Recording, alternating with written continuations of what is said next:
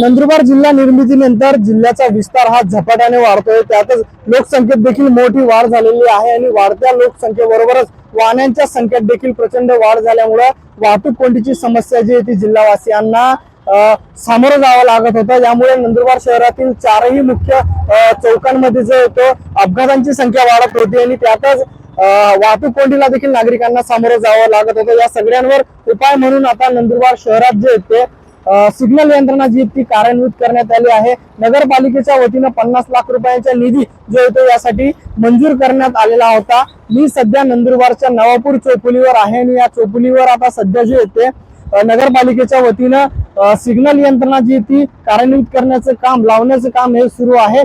स्वयंचलित ही सगळी सिग्नल यंत्रणा असणार आहे।